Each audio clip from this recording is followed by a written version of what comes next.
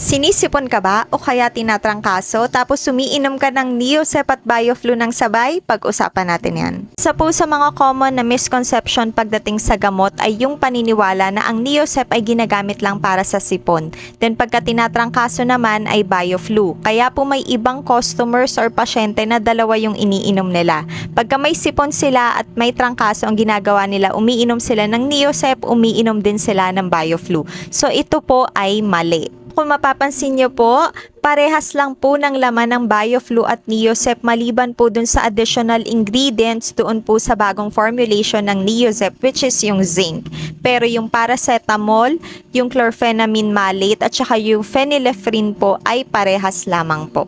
Ibig sabihin, yung Neosep at Bioflu ay pwede nyo pong gamitin parehas sa sipon, sa trangkaso, sa lagnat kung masakit yung katawan nyo kasi parehas lang po sila at wala po silang pinagkaiba.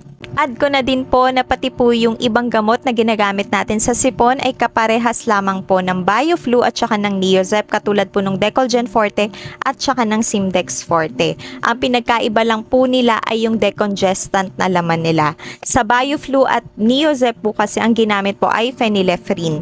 So sa Decolgen Forte at Simdex Forte po ang ginamit po natin ay phenylpropanolamine. Pero parehas lang po sila ng use. Pwede nyo po silang gamitin para sa lagnat, sa sakit ng katawan, sa sipon, kung barado po yung ilong.